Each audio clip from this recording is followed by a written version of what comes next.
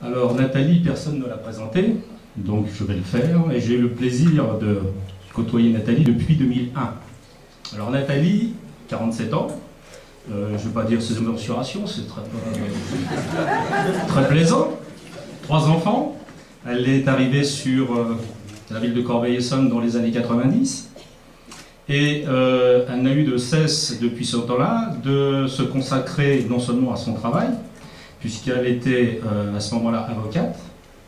Et dans le cadre de ses fonctions, non seulement elle était avocate, mais aussi elle s'est consacrée à la politique, et elle a toujours fait de la politique dans le bon sens du terme.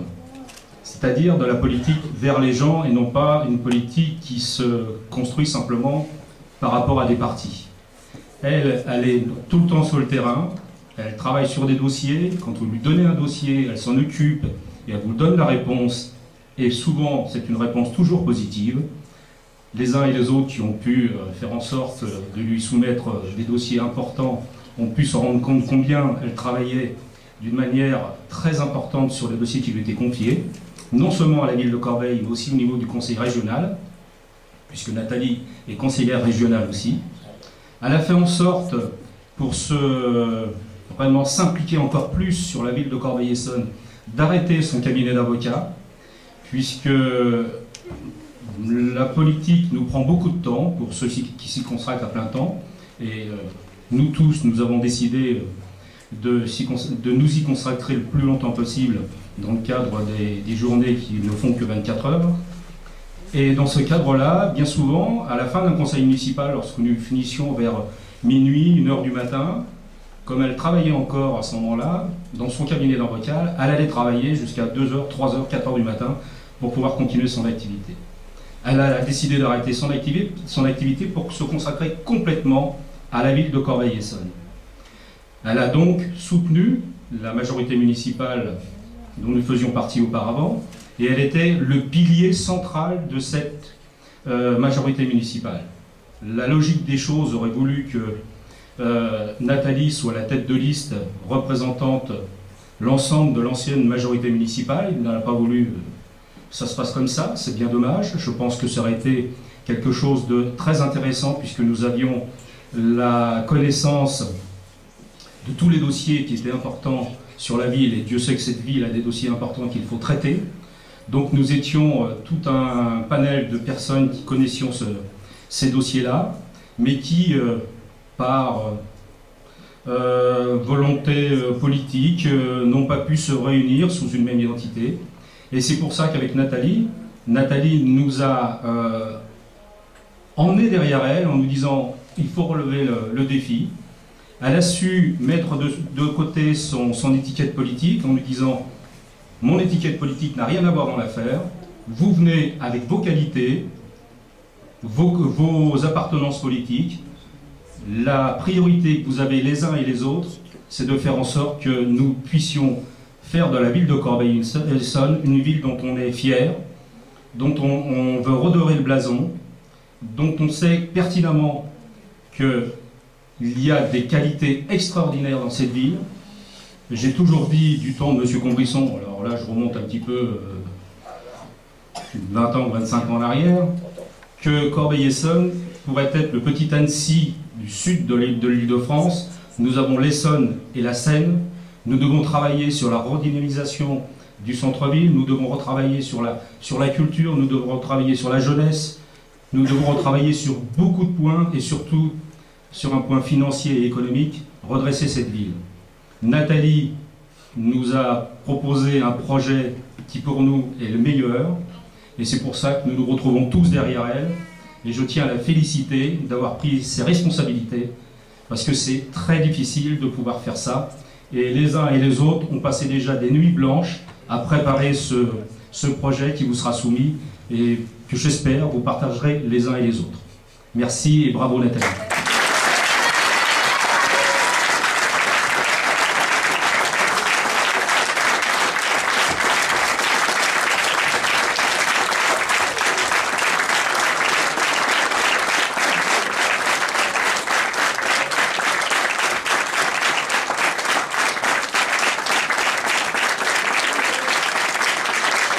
Asseyez-vous parce que vous allez finir par me faire pleurer. vous avez... Oui, j'entends dans la salle, c'est quand qu'on voit un coup. C'est vrai que ça fait déjà un moment qu'on vous fait patienter. J'avais déjà pas mal de choses. J'avais pas mal de choses à vous dire. Je vais essayer d'être brève, de manière à ce qu'effectivement on puisse partager le verre de l'amitié. Alors, il y a déjà... D'abord, premièrement, je voulais remercier un certain nombre de personnes qui ont participé très activement à cette campagne, qui ont consacré toute leur énergie, leur journée et beaucoup de leur nuit, et qui, sans lesquelles rien n'aurait été possible. Je voudrais remercier Karine Souton, qui est directrice de campagne,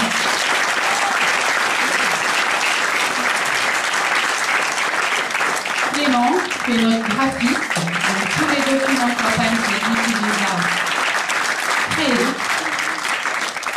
Je voudrais aussi remercier plusieurs personnes qui normalement auraient dû être présents ici ce soir et qui ne l'ont pas été parce que nous avons fait le choix, et ça fait partie de nos engagements forts, celui de respecter à la lettre les textes, les règlements et les obligations. Sur quasiment l'ensemble des listes qui vous seront soumises le 27 septembre prochain, si vous les épluchez attentivement, vous constaterez que nombreux sont les candidats qui n'habitent pas à Corbeil-Essonnes ou qui n'ont pas de rattachement fiscal avec notre ville. Nous avions plusieurs candidats qui souhaitaient s'engager avec nous, et parce que, bien que, d'ailleurs, pour certains, étant inscrits sur les listes électorales, parce qu'ils ont déménagé de Corbeil-Essonnes récemment, nous avons fait le choix de nous priver de leurs compétences, ce qui nous a été très difficile à nous comme à eux. Je voudrais les remercier parce que ces hommes, puisqu'il s'agit d'hommes, ils ont décidé de continuer à s'engager à nos côtés de manière active. Et j'espère que si les électeurs nous font confiance, l'un d'entre eux notamment pourra venir nous rejoindre au sein du cabinet du maire. Je voudrais vous les citer ce soir. Il s'agit de Gérard Odoukine, qui est présent pour ce soir.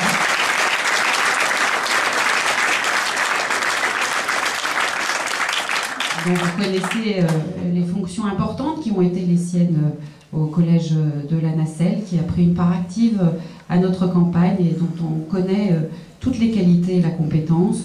Il s'agit également d'Éric Valmageau, qui est depuis 22 ans installé sur le quartier des Casserets en tant que pharmacien, et également d'Éric Breton, que tout le monde connaît, l'investissement également sur le quartier des Casserets. Je voulais encore remercier, parce que j'ai dit en introduction combien j'étais heureuse d'être ici, mais je voudrais saluer l'équipe de la MJC. Je ne sais pas qui est-ce qui est derrière la vitre ce soir, parce que moi j'en ai plein les yeux de la lumière.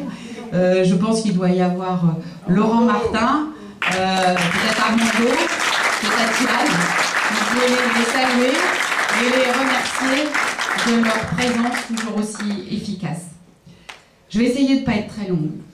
Je voulais simplement vous dire que très régulièrement, les journalistes qui s'intéressent beaucoup à Corbeil-Essonnes, pas toujours forcément pour les bonnes raisons, parce qu'on a beaucoup la presse nationale qui y vient. Moi, j'ai déjà eu interviewé par le Nouvel Observateur cet après-midi par l'Express. Ils viennent tous pour parler de l'ère de Serge Dassault. Sans doute que, bien sûr, quand on a eu un maire à Corbeil-Essonnes qui s'appelle Serge Dassault, ça ne peut pas laisser insensible compte tenu des circonstances dans lesquelles le mandat s'est achevé. Néanmoins, moi, je suis toujours frustrée parce que je leur pose la question, et si le maire n'avait pas été Serge Dassault, vous ne seriez pas venu, et pourtant vous auriez eu grand tort, parce que Corbeil-Essonnes mérite le détour. Donc les journalistes nous posent systématiquement la même question, parce que dans le microcosme politique et journalistique, il y a des cases bien rangées, et il faut rentrer dans les cases bien rangées, et surtout ne rien changer. Et pourtant, à Corbeil-Essonnes, il paraît plus que jamais indispensable que les choses changent,